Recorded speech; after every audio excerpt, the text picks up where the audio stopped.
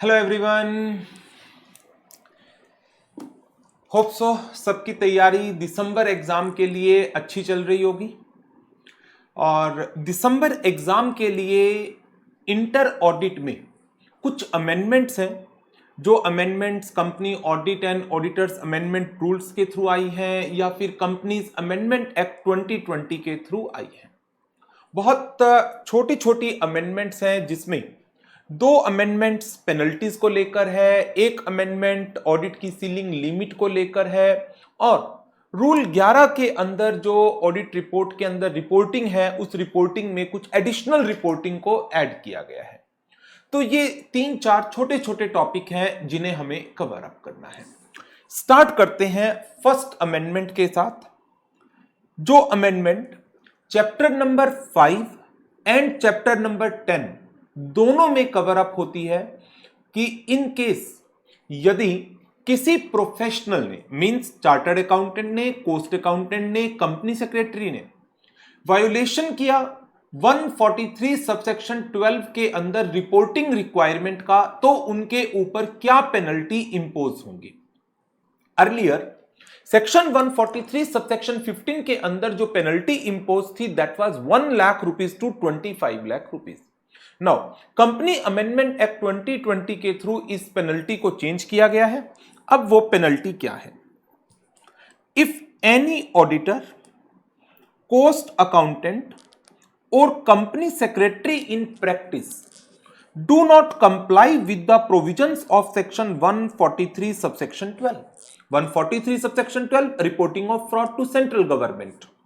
He shall, in case of a listed entity, liable to a penalty of rupees 5 lakh. In case of any other company, that means unlisted company, a penalty of rupees 1 lakh. Earlier ये penalty listed unlisted companies में as such divided नहीं थी। पहले जो provision हुआ करते थे उन प्रोविजंस के अंदर पेनल्टी का अमाउंट 1 लाख रुपए से लेकर 25 लाख रुपए तक हो सकता था। बट अब प्रोविजन चेंज है। लिस्टेड कंपनी के लिए 5 लाख, लिस्टेड कंपनीज के केस में 5 लाख की पेनल्टी, अनलिस्टेड कंपनीज के केस में 1 लाख रुपीस की पेनल्टी का प्रोविजन है। सेकंड, रिपोर्टिंग अंडर कारो 2016, आप सबको पता ही है कि दिसंबर 21 एग्जाम के लिए इंस्टेड ऑफ कारो 2020 कारो 2016 एप्लीकेबल होगा। और जो हमारी क्लासेस के अंदर भी हमने आपको कारो कवर अप करा रखा है वो कारो 16 ही है। तो ये तो प्रोविजन एज सच सेम ही है। कारो की reporting under para 3 clause 10 reporting of fraud, तो इसमें एज सच कोई चेंज नहीं है। बट जस्ट क्योंकि इंस्टीट्यूट ने स्टडी मटेरियल का चैप्टर 5 एकेडमिक अपडेट्स के अंदर डाला हुआ है, तो उसमें जो चेंज उन्होंने किया, क्योंकि इंस्टीट्यूट के स्टडी मटेरियल में भी कारो 2020 है, हमने जो बुक आपको दे रखी है उसमें भी कारो 2020 है, बट क्लास में कारो 2016 ऑलरेडी आपका कवर हो चुका है। तो इसमें एज सच अब कोई अमेंडमेंट नहीं है, जो आपने पढ़ा हुआ है उसी के साथ आपको कंटिन्यू करना है। नेक्स्ट, चैप्टर नंबर 10 में कंपनी ऑडिट के अंदर बात करते हैं। सबसे पहला चेंज सेक्शन 140 सबसेक्शन 3 के अंदर। सेक्शन 140 सबसेक्शन 2 की एक रिक्वायरमेंट है कि यदि कंपनी का कोई ऑडिटर रिजाइन करता है, in that case with in 30 days of the resignation they are required to file a statement in form number ADT3 with the company and the registrar. And in case of the government companies, this form is also required to be filed with the CAG. But यदि कोई auditor इस provision की compliance नहीं करता, then उसके ऊपर penalty का provision है। मिनिमम पेनल्टी है 50,000 रुपए और audit fees whichever is less, और कंटिन्यूइंग फेलियर के केस में further penalty that is rupees 500 for each day after the first during which such failure continue subject to a maximum of rupees 2 lakh. Earlier ये provision 5 lakh rupees का हुआ करता था। जो पुराना प्रोविजन है वो मैक्सिमम पेनल्टी 5 लाख की थी, अब मैक्सिमम पेनल्टी 2 लाख रुपए की है। अब इसमें एक तो ये मिनिमम पेनल्टी की बात आ गई 50,000 रुपीज और audit fees whichever is lower. फिर एडिशनल पेनल्टी की बात आ गई ₹500 for each day after the first during which this default continue, maximum 2 lakh रुपए। तो मैं आपको इसका एक छोटा सा एग्जाम्पल कराता हूं। देखो, मान लीजिए किसी ऑडिटर का डिफॉल्ट होता है in filing the statement of resignation, तो 143 सबसेक्शन 3 की पेनल्टी कैसे कैलकुलेट होगी? इसके लिए जो मुझे डाटा चाहिए, नंबर 1, मुझे ऑडिटर्स रेम्यूनरेशन पता होना चाहिए, मुझे डिले पता होना चाहिए, delay in filing the form number ADT 3, minimum penalty कितनी लगेगी उसके ऊपर, फर्दर पेनल्टी कितनी इंपोज हो सकती है, मैक्सिमम पेनल्टी। मिनिमम पेनल्टी आपको पता है 50,000 रुपीज और audit fees whichever is lower. Further penalty 500 rupees for each day after the first during which such default continues. Maximum means minimum और further मिलाकर दोनों कितना अमाउंट हो सकता है? पहले 5 लाख था, अब 2 लाख रुपए। मान लीजिए ऑडिटर का रेम्यूनरेशन 40,000 रुपीज का है, default delay in filing ADT 3 सिर्फ 1 दिन का, 1 दिन की देरी हुई। मिनिमम पेनल्टी ऑडिटर रेम्यूनरेशन और ₹50,000 विच एवर इज लोअर। अब विच एवर इज लोअर 40,000 रुपए। Further penalty 500 rupees for each day after the first during which such default continue. 1 दिन के बाद लगना है, तो फर्दर पेनल्टी कुछ भी नहीं हुई। मैक्सिमम 40,000, 2 लाख से ऊपर जा नहीं सकती। बट यदि मिनिमम और फर्दर का टोटल 2 लाख क्रॉस कर रहा हो तो आप इसको 2 लाख पर रोकेंगे। अब मान लीजिए ये रेम्यूनरेशन 60,000 है, डिफॉल्ट है, डिले है 1 दिन का, मिनिमम पेनल्टी 50,000 रुपीज और auditors remuneration whichever is lower 50,000, further penalty nil, maximum penalty 50,000 रुपए पर ही जाएगी। नेक्स्ट, ऑडिटर का रेम्यूनरेशन मान लीजिए है 40,000, डिफॉल्ट हुआ है 101 डेज का, 101 दिन का। Minimum penalty again 40,000 rupees auditor remuneration और ₹50,000 विच एवर इज लोअर आ गया 40,000 रुपए। फर्दर पेनल्टी कितनी होगी?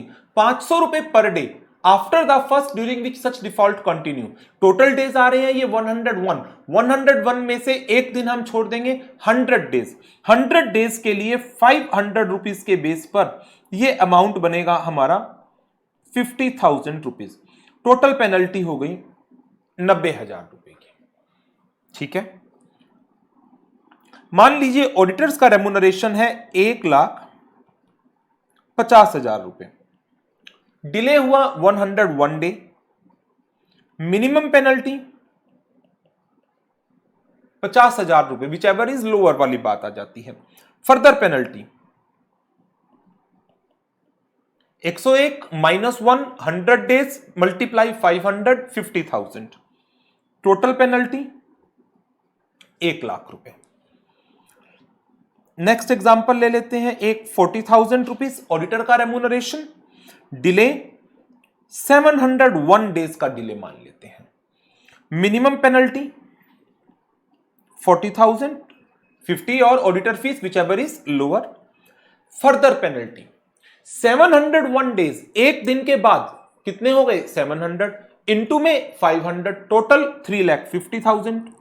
अब सोचो और बताओ मैक्सिमम पेनल्टी कितनी लगाई जा सकती है? 40 मिनिमम है, 350 फर्दर पेनल्टी है, मैक्सिमम कितनी? दोनों का टोटल मैक्सिमम कितना हो सकता है? ₹2 लाख। पहले कितना था? 5 लाख था। अब यदि इसी एग्जांपल लास्ट एक और एग्जांपल लेते हैं, 70,000 डिले हुआ है मान लीजिए 401 डेज का। अब बताओ मिनिमम कितनी होगी? सोचो, मिनिमम पेनल्टी ऑडिटर्स रेम्यूनरेशन और 50,000 which ever is lower, which ever is lower कितनी हो गई 50,000 रुपए। फर्दर पेनल्टी 401 दिन, एक माइनस कर दो, बच गए कितने 400, मल्टीप्लाई कितने से करोगे 500 से, 400 मल्टीप्लाई 500 2 लाख रुपए, 2 लाख प्लस 50,000 कितना होगा maximum, can not exceed 2 lakh, can not exceed 2 lakh. Total बनता था 250 का, कितना बनेगा मैक्सिमम 2 लाख रुपए। तो ये एक चेंज था जो सेक्शन 143 सबसेक्शन 3 के अंदर आया है। मैक्सिमम फाइन पहले 5 लाख का था, now it has been reduced to ₹2 lakh. चलिए आगे बढ़ते हैं। नेक्स्ट चेंज कंपनी एक्ट 2013 का नहीं है, रादर काउंसिल जनरल गाइडलाइंस 2008 जो code of ethics chartered accountant law के अंदर काउंसिल ने, institute of chartered accountant of India की काउंसिल ने इशू की है, काउंसिल जनरल गाइडलाइंस 2008, उसके चैप्टर नंबर 8 के अंदर पहले क्या प्रोविजन हुआ करता था कि जो एक चार्टर्ड अकाउंटेंट है या एक फर्म है चार्टर्ड अकाउंटेंट की, वो जो specified number of audit assignment company law के अंदर प्रोवाइड है उससे ज्यादा ऑडिट नहीं कर सकते, यदि करते हैं तो वो गिल्टी बनते हैं प्रोफेशनल मिसकंडक्ट के। पहले प्रोविजन था specified number of audit assignment means the audit assignment as prescribed under the Companies act 2013 section 141 subsection 3 clause G. लेकिन last year code of ethics revised हुआ और नया कोड ऑफ एथिक्स आया और उसके अंदर काउंसिल जनरल गाइडलाइंस के chapter number 8 में कंपनी ऑडिट की सीलिंग में थोड़ा सा चेंज किया गया। अब मैक्सिमम नंबर ऑफ ऑडिट जो एक फर्म ऑफ चार्टर्ड अकाउंटेंट में एक प्रैक्टिसिंग चार्टर्ड अकाउंटेंट के बिहाफ पर एक्सेप्ट की जा सकती हैं, वो अनलिमिटेड की जगह 20 जो कंपनी एक्ट के अंदर था उसको 30 पर बताया गया है। और एक्सेप्शन में दो कंपनी है सिर्फ, एक 1 पर्सन कंपनी और दूसरी dormant company.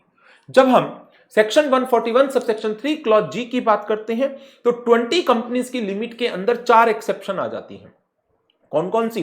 1 person company, small company, dormant company, private company having paid up capital less than 100 crore. लेकिन अब चार्टर्ड अकाउंटेंट लॉ के अंदर, या मैं कहूं पर्टिकुलरली काउंसिल जनरल गाइडलाइंस 2008 के चैप्टर नंबर 8 में जो लिमिट आ गई 30, और 30 में एक्सक्लूजन सिर्फ किसकी है? 2 की, 1 person company and dormant company की। तो यदि हम इसको एक एग्जाम्पल के थ्रू समझें,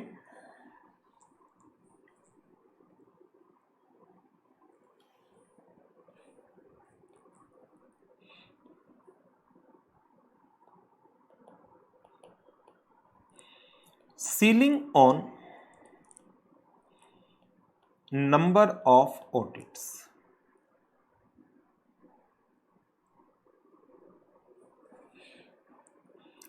section 141 subsection 3 clause G of companies act 2013।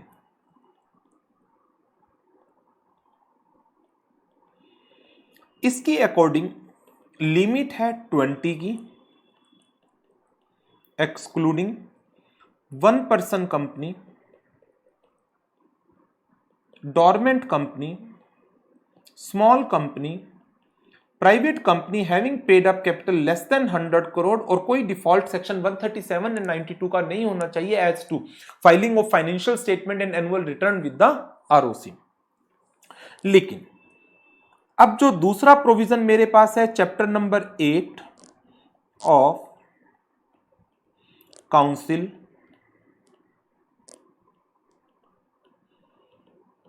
General guidelines 2008, इसमें लिमिट पर पार्टनर कितनी आ गई? 30, एक्सक्लूडिंग ओपीसी एंड डोरमेंट। तो इसका मतलब मेरे पास जो कैटेगरी आ गई वो क्या क्या आ गई? एक category 1 person, second category dormant company, third category small company, fourth category private company paid up capital less than 100 crore. Fifth category, fifth को सिंपली मैं ये कह सकता हूं अदर्स।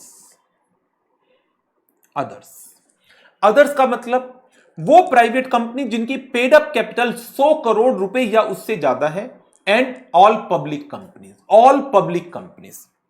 तो यदि मैं एक सिचुएशन लेता हूं, सिचुएशन 1, हमारे पास 40 ओपीसी की ऑडिट है, 30 डोरमेंट कंपनी की ऑडिट है। क्या कोई प्रॉब्लम है? कोई प्रॉब्लम नहीं है।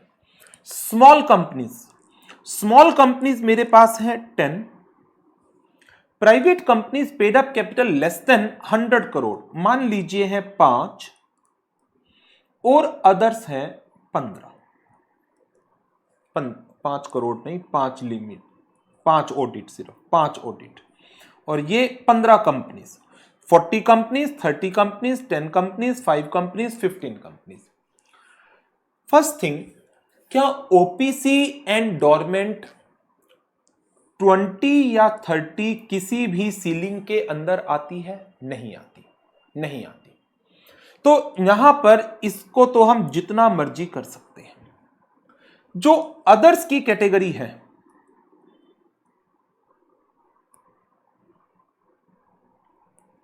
अदर्स की कैटेगरी, ये मैक्सिमम कितनी हो सकती है? मैक्सिमम 20 हो सकती है, ये मैक्सिमम 20। और यदि मैं इसकी बात करूं, इस ग्रुप की, दो ग्रुपिंग हो गई, others maximum 20, other plus small companies plus private companies having paid up capital less than 100 crore, council general guidelines के हिसाब से ये मैक्सिमम कितनी हो सकती है? 30। तो अब आप मुझे बताएं, क्या कोई वायोलेशन हुआ है इधर कंपनी एक्ट का या काउंसिल जनरल गाइडलाइंस का? जब मैं इसको देखता हूं तो ये 15 है, ठीक है, ये 20 के नीचे है। यदि मैं इन तीनों का टोटल देखता हूं, 15 + 5 + 10 30 को क्रॉस नहीं कर रहा, नो वायोलेशन, कोई वायोलेशन नहीं है। सिचुएशन नंबर 2 लेते हैं।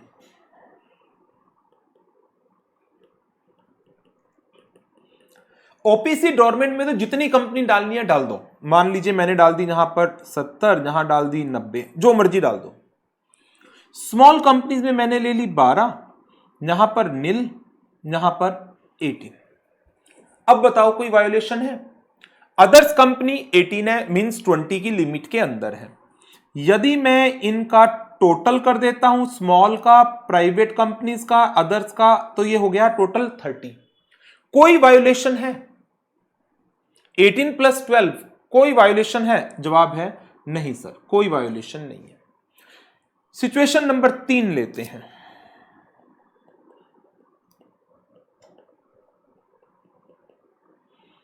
सेवेंटी 90 12 19। अब बताओ, क्या कंपनी लॉ की लिमिट के अंदर हम काम कर रहे हैं? कंपनी लॉ की लिमिट है 20 की, हम कंपनी लॉ की 20 की लिमिट के अंदर रह करके काम कर रहे हैं, ठीक है। No violation of provisions of section 141 subsection 3 clause G, okay. लेकिन क्या दूसरी कोई वायोलेशन है? 19 + 12 हो गया 31, 19 + 12 31, yes, violation of council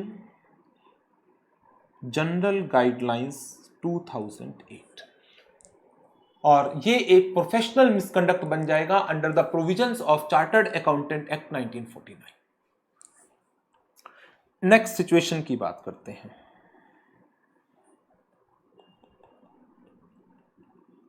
situation 4, 10 audit, 50 audit, कोई भी ऑडिट नहीं है, कोई भी ऑडिट नहीं है स्मॉल कंपनीज की या private company paid up capital less than 100 crore, but ये 21 है other companies.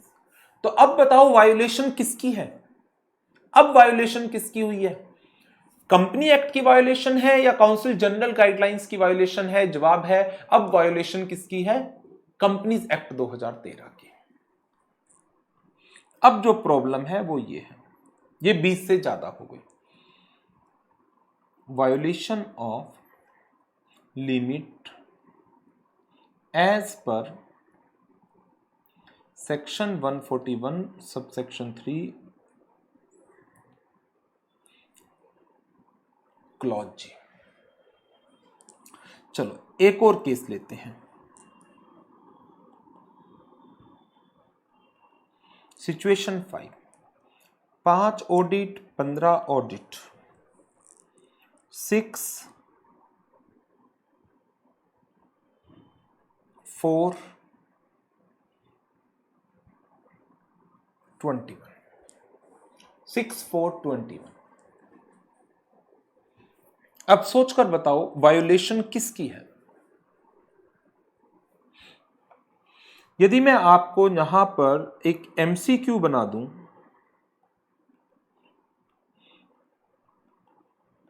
In situation 5 which of these provisions are violated? Option A, section 141 subsection 3 clause G of Companies Act 2013,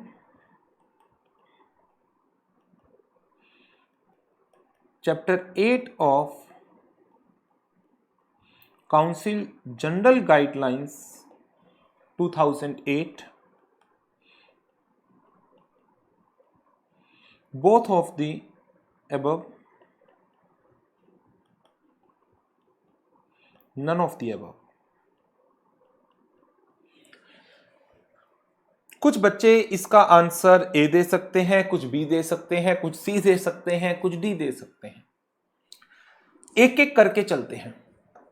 company law की बात करते हैं, section 141 subsection 3 clause जी। इसकी जो limit बताई गई है 20 की, ये 20 के बियॉन्ड जा रही है, तो इसका मतलब ये वायोलेशन हुई। क्या काउंसिल जनरल गाइडलाइंस की वायोलेशन है?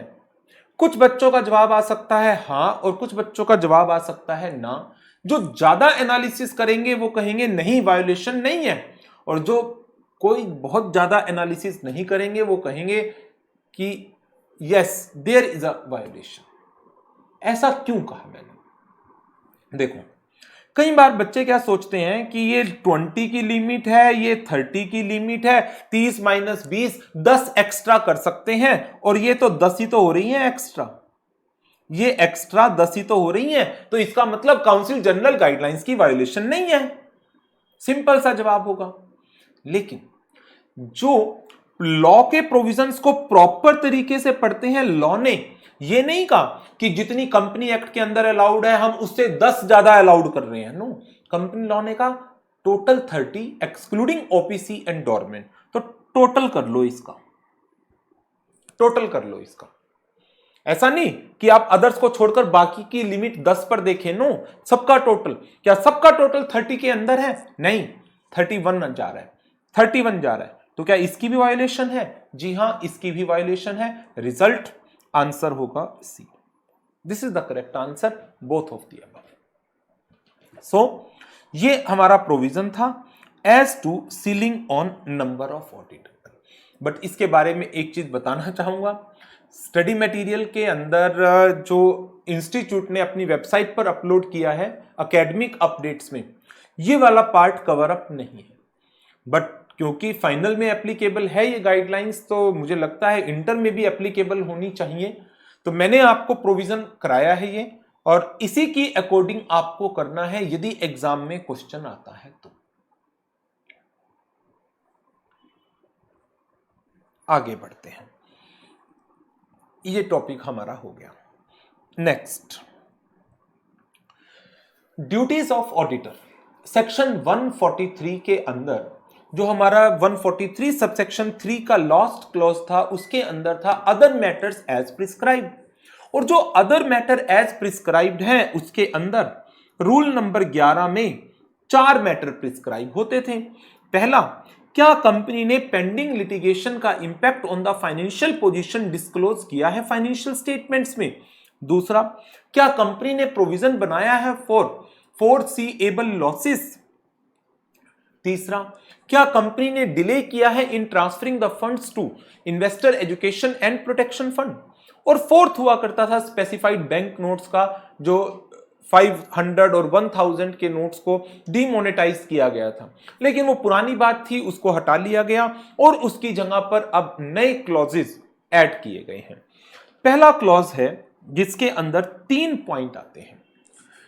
क्या मैनेजमेंट रिप्रेजेंट कर रही है that to the best of their knowledge and behalf, management की नॉलेज में जो डिस्क्लोजर नोट्स में दे रखी है दैट इज ओके, उसके अलावा कंपनी का कोई भी फंड, चाहे वो बोरोड फंड है या वो सिक्योरिटी प्रीमियम से रेज किया गया है और अदरवाइज, किसी को भी एडवांस की फॉर्म में, लोन की फॉर्म में, इन्वेस्टमेंट की फॉर्म में किसी भी दूसरी एंटिटी के अंदर इंक्लूडिंग फॉरेन एंटिटीज नहीं दिया गया है विद ए अंडरस्टैंडिंग, वो रिटर्न भी हो सकती है अंडरस्टैंडिंग, वो अदरवाइज भी हो सकती है, कि जो ये इंटरमीडियरी है जिसको ये एडवांस दिया गया, लोन दिया गया या जिस एंटिटी में ये इन्वेस्टमेंट की गई, ये आगे इस पैसे को लोन की फॉर्म में या इन्वेस्टमेंट की फॉर्म में यूटिलाइज करेंगे for the benefit of some other companies, जो एक अल्टीमेट बेनिफिशियरीज है जिसको आइडेंटिफाई किया था कंपनी ने, आइडेंटिफाई किया था कंपनी ने। थोड़ा सा नहीं समझ में आई होंगी चीजें, एक एक करके एक एक पॉइंट को लेंगे, बट मैं पहले आपको इसकी एक प्लेन रीडिंग कराता हूं। Whether the management has represented, management representation दे रही है that to the best of its knowledge and belief other than as disclosed in notes to accounts, जो मैटर नोट्स टू अकाउंट्स में डिस्क्लोज्ड है that's okay, उनके अलावा हम representation देते हैं that no fund has been either advanced or loaned or invested, no funds have been advanced, loaned और invested। कौन से फंड्स? कोई भी फंड, चाहे वो बोरोड फंड हो, शेयर प्रीमियम हो और any other source or kind of fund. Bye the company, company ने एडवांस दिया या इन्वेस्ट किया इन any other person or entity including foreign entity, मतलब कोई भी एंटिटी, एक अंडरस्टैंडिंग के साथ। वो अंडरस्टैंडिंग रिटन में है या ओरल है दैट डज नॉट मैटर। जिस कंपनी को ये एडवांस दिया गया, जिस एंटिटी को ये एडवांस दिया गया, जिसमें ये इन्वेस्टमेंट की गई, वो एक इंटरमीडियरी है, वो इस पैसे को इधर डायरेक्टली और इनडायरेक्टली लेंड करेगी या इन्वेस्ट करेगी in other entities which are being identified in the manner whatsoever on behalf of the company, जिसको नाम दिया गया अल्टीमेट बेनिफिशियरी, और प्रोवाइड एनी गारंटी, सिक्योरिटी और like on behalf of the ultimate beneficiaries. अब आप कहेंगे सर आपने 2 बार बोल दिया, हमें नहीं कुछ समझ में आया। मुझे पता है, चलो इसकी थोड़ी सी डिस्कशन करते हैं। रूल 11 की बात कर रहे हैं हम। एक कंपनी है एक्स लिमिटेड, एक कंपनी है UB limited. X limited UB limited को पैसा देना चाहती है, बट कुछ रेस्ट्रिक्शंस हैं, कुछ प्रॉब्लम है, ये डायरेक्टली नहीं दे पा रही। ओके, इसने क्या किया, एक रूट लिया, बीच में एक कंपनी को ढूंढा, आई लिमिटेड नाम की कंपनी, इसको कुछ पैसा एडवांस दिया या लोन दिया, लैंड किया, या इस कंपनी में इन्वेस्ट किया। लेकिन एक अंडरस्टैंडिंग थी इनके बीच में, एक्स और आई के बीच में एक अंडरस्टैंडिंग थी कि जो आई लिमिटेड है ये इस फंड्स को आगे या तो लैंड करेगी या इन्वेस्ट करेगी इन अदर एंटिटी, जिसको आइडेंटिफाई कर रखा है किसने, एक्स लिमिटेड ने। एक्स ने पैसा किसमें लगाना था, यूबी लिमिटेड में। तो एक्स डायरेक्टली यूबी लिमिटेड में नहीं लगा पा रही थी, तो उसने क्या किया कि एक इंटरमीडियरी को ढूंढा। ये इंटरमीडियरी कोई भी हो सकता है, including foreign company, foreign entity भी हो सकती है, कोई भी, any person including foreign entity. तो एक्स ने आई को पैसा दिया इंटरमीडियरी को, एडवांस की फॉर्म में, लोन की फॉर्म में, इन्वेस्टमेंट की फॉर्म में, और एक अंडरस्टैंडिंग है इनके बीच में। अब वो अंडरस्टैंडिंग क्या है कि आई लिमिटेड इस पैसे को फर्दर लोन की फॉर्म में या इन्वेस्टमेंट की फॉर्म में यूटिलाइज करेगा, किसके बेनिफिट के लिए, यूबी लिमिटेड के लिए, या यूबी लिमिटेड ने कहीं से लोन लिया तो उसके लिए सिक्योरिटी प्रोवाइड करेगा, गारंटी प्रोवाइड करेगा। तो एक्स लिमिटेड की जो मैनेजमेंट है इसको एक रिटर्न रिप्रेजेंटेशन देनी है दैट कोई भी फंड उनको छोड़कर जो नोट्स टू अकाउंट में डिस्क्लोज कर रखे हैं, इसके अलावा कोई भी फंड चाहे वो बोरोड है या वो सिक्योरिटी प्रीमियम है और कहीं किसी सोर्स से रेज किया गया है, वो फंड इन्वेस्ट नहीं किए गए हैं, एडवांस नहीं दिया गया है, लोन नहीं दिया गया है किसी भी एंटिटी को इंक्लूडिंग अ फॉरेन एंटिटी, जहां पर एक अंडरस्टैंडिंग थी दैट कि इस अमाउंट को फर्दर यूटिलाइज किया जाएगा टू लेंड और invest in any other entity which is identified in the specified manner. तो जो मैनर है वो एक्स ने बता रखा है कि पैसा यूबी में लगाना है, इधर डायरेक्टली और इनडायरेक्टली। तो मैनेजमेंट से रिप्रेजेंटेशन ले लो, कहीं ऐसी कोई ट्रांजैक्शन तो नहीं हो रही। नाउ आई बिलीव कि अब ये पॉइंट समझ में आया होगा, और अब इसको एक बार फिर दोबारा से रीड करिए। क्या मैनेजमेंट रिप्रेजेंटेशन दे रही है that to the best of its knowledge and belief other than as disclosed in the notes to account, no fund have been either advanced or loan or invested।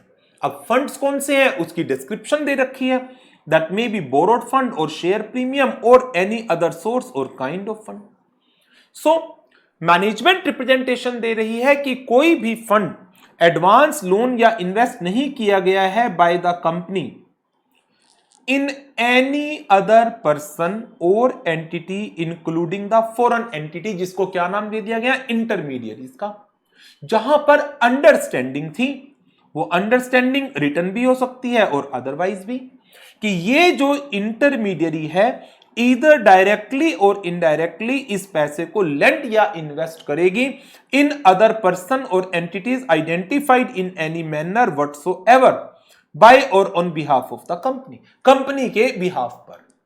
और वो जिस entity में invest किया जाएगा उसका क्या नाम है, अल्टीमेट बेनिफिशियरी, या उस अल्टीमेट बेनिफिशियरी के बेनिफिट के लिए उन्होंने कहीं से लोन ले रखा है तो उस लोन के लिए दे विल प्रोवाइड इधर एनी गारंटी और सिक्योरिटी। सो ये हमारे पहला पॉइंट है जो नया ऐड हुआ है रूल 11 की रिपोर्टिंग में। और इसी का रिवर्स कर लो, इसी का रिवर्स अब कैसे है उसकी रिवर्स की बात कर लेते हैं। देखो एक्स लिमिटेड, अब मैं एक्स लिमिटेड को बीच में ले रहा हूं।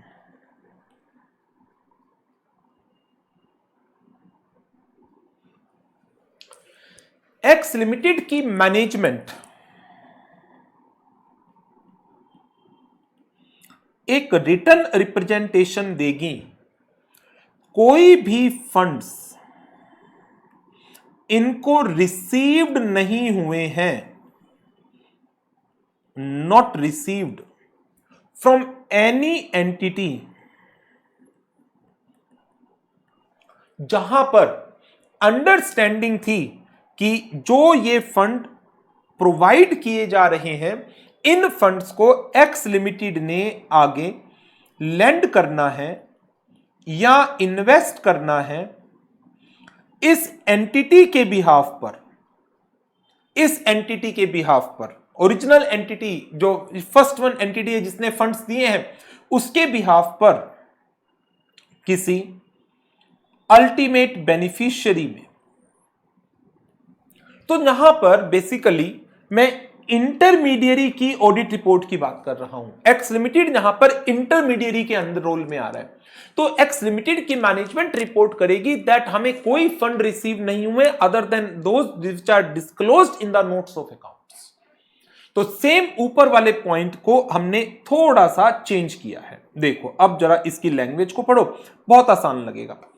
क्या मैनेजमेंट रिप्रेजेंट कर रही है that to the best of its knowledge and belief other than those disclosed in the notes of accounts, no funds have been received by the company, हमारे एग्जाम्पल में कंपनी कौन है, X limited, from any person or entities including the foreign entities, ये कौन है, funding party, with the understanding, वो understanding recording में वो अंडरस्टैंडिंग राइटिंग में भी रिकॉर्ड हो सकती है और अदरवाइज, कि जो कंपनी है means X limited whether directly और इनडायरेक्टली लेंड और इन्वेस्ट इन अदर पर्सन और entities identified in any manner whatsoever on behalf of the funding party, जिसको नाम दिया गया अल्टीमेट बेनिफिशियरी, यूबी में इन्वेस्ट करना है, और प्रोवाइड एनी गारंटी सिक्योरिटी और like on the behalf of the ultimate beneficiary. तो हमारे ये दो एग्जाम्पल बनते हैं जिसमें हम एक जगह पर रिपोर्टिंग कहां कर रहे हैं, एक्स लिमिटेड में, जहां पर एक्स लिमिटेड आगे पैसा किसी और को दे रही है और वो आगे कहीं और इन्वेस्ट कर रहे हैं, और दूसरा जब एक्स लिमिटेड इंटरमीडियरी के रोल में है। यहां पर एक्स लिमिटेड पहले वाले केस में फंडिंग पार्टी है, दूसरे केस में एक्स लिमिटेड कौन है, एक इंटरमीडियरी का रोल है। इन्हीं दोनों से रिलेटेड फिर हमारे पास तीसरी रिपोर्टिंग है।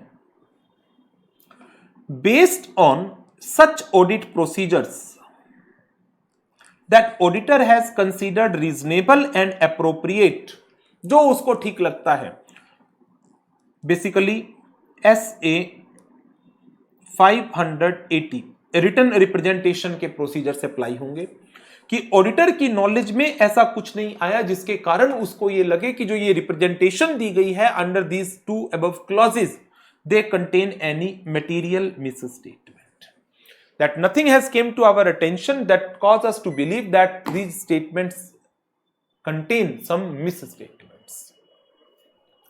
सो ये 3 पॉइंट हैं जो क्लॉज नंबर 4 में ऐड हुए हैं। आगे 5वां point, whether the dividend declared or paid during the year by the company in accordance with the provisions of section 123 of the Companies Act 2013, बड़ी सिंपल सी रिपोर्टिंग है। नेक्स्ट रिपोर्टिंग, इसको बेशक आप स्किप करना चाहे कर सकते हैं क्योंकि एकेडमिक अपडेट में इंस्टीट्यूट ने इसको ऐड नहीं किया और वैसे भी ये रिपोर्टिंग अगले साल से अप्लाई होनी है।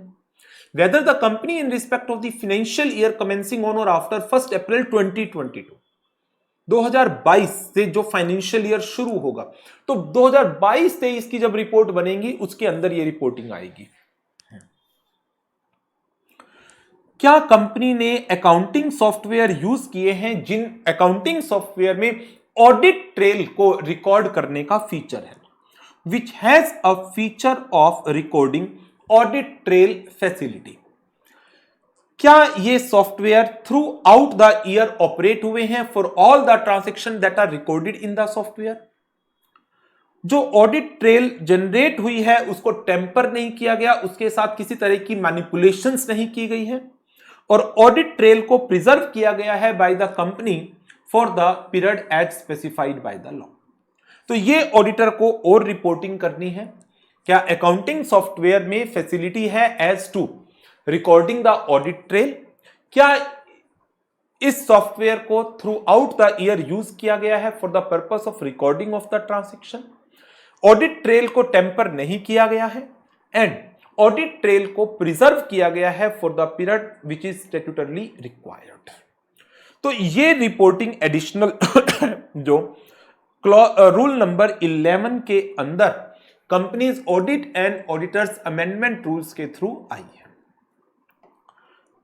इसके अलावा सेक्शन 143 सबसेक्शन 15, ये ऑलरेडी मैंने आपको चैप्टर 5 की अमेंडमेंट्स के अंदर कवर अप करा दिया कि यदि 143 सबसेक्शन 12 की रिपोर्टिंग में जो फ्रॉड की रिपोर्टिंग है टू सेंट्रल गवर्नमेंट, इसमें किसी भी तरह का नॉन कंप्लायंस होता है, then auditor, cost accountant and company secretary in practice उनके ऊपर पेनल्टी होगी। लिस्टेड कंपनीज के केस में वो पेनल्टी 5 लाख की, अनलिस्टेड कंपनीज के केस में वो पेनल्टी 1 लाख रुपीस की होगी।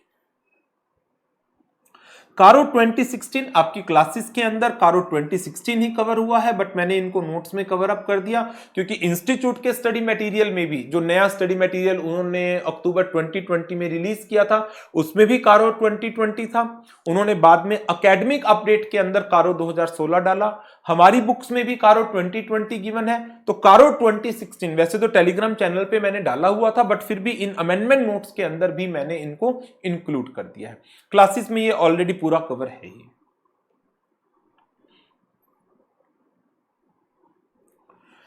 इसके बाद लास्ट अमेंडमेंट आ जाती है सेक्शन 147 की, जो amendment again companies amendment act 2013 के थ्रू आई है, जिसमें पहली अमेंडमेंट है सेक्शन 147 सब सेक्शन 1 के अंदर कि यदि कंपनी का कोई कॉन्ट्रावेंशन होता है of the provisions of section 139 to section 146, then company के ऊपर फाइन लगता था 25,000 रुपए से लेकर 5 लाख रुपए तक का, 25,000 से लेकर 5 लाख का, और ऑफिसर इन डिफॉल्ट के ऊपर इंप्रिजनमेंट थी अप टू 1 ईयर, और फाइन था, और बोथ था। तो नाउ अब क्या हुआ, ये इंप्रिजनमेंट तो हो गई खत्म, और जो फाइन है वो 10,000 रुपए मिनिमम से मैक्सिमम 1 लाख रुपए, सिर्फ फाइन की पेनल्टी रह गई है, इंप्रिजनमेंट हटा ली गई है। दूसरा जो चेंज आया है सेक्शन 147 सब सेक्शन 2 के अंदर हुआ है कि यदि ऑडिटर ने कॉन्ट्रावेंशन किया है ऑफ द प्रोविजन 139, 144, 145, एक बहुत मेजर चेंज है ये हमारे पॉइंट ऑफ व्यू से। जो सेक्शन 143 रिपोर्टिंग का इतना बड़ा सेक्शन है कि यदि 143 की कोई वायोलेशन होती थी तो ऑडिटर के ऊपर पेनल्टी लगती थी 25,000 रुपए से लेकर 5 लाख या रेम्युनरेशन का 4 times which ever is less. But इसके अंदर इन्होंने कंपनीज अमेंडमेंट एक्ट 2020 ने सेक्शन 143 को ओमिट कर दिया है। दैट मीन्स अब जो पेनल्टी सेक्शन 147 सब सेक्शन 2 के अंदर लगाई जा रही है उसमें 139 की वायोलेशन है, 144 की वायोलेशन है एंड 145 की वायोलेशन है। तो अब आपके माइंड में क्वेश्चन आएगा कि सर यदि सेक्शन 143 की वायोलेशन होती है देन पेनल्टी क्या होगी ऑडिटर के ऊपर। कंपनी वायोलेट करती है 143 का, कंपनी का ऑफिसर इन डिफॉल्ट, कंपनी का ऑफिसर कोई वायोलेशन करता है, ओके 139 से 146 दोनों सेक्शन, 139 से 146 सारे सेक्शन कवर हैं company and officer in default के रेफरेंस में। लेकिन क्वेश्चन हमारे सामने है कि यदि ये प्रोविजन जो डिफॉल्ट है 143 का है और ऑडिटर ने किया है, ऑडिटर ने कोई वायोलेशन की है, देन क्या होगा। 143 यहां से तो हट गया, 147 सब सेक्शन 2 से सेक्शन 450 में बी अप्लाइड। लॉ में ऐसा लिखा हुआ है कि यदि किसी वायोलेशन के लिए कोई स्पेसिफिक पेनल्टी प्रिस्क्राइब नहीं की गई है then penalty provisions as covered under section 450 में अप्लाइड। तो सेक्शन 450 की अकॉर्डिंग पेनल्टी इंपोज की जा सकती है, बट आपको सेक्शन 450 की डिटेल में जानने की कोई जरूरत नहीं है, आपके सिलेबस का पार्ट एज सच नहीं। तो ये अमेंडमेंट्स थी सीए इंटरमीडिएट दिसंबर 21 एग्जाम्स के लिए। कोई बहुत सिग्निफिकेंट अमेंडमेंट्स नहीं है, छोटे छोटे से पॉइंट्स हैं। तो बहुत इजीली आप लोग इनको कवर अप कर सकते हैं। So this is all about the amendments. Thank you very much. Good bye, take care.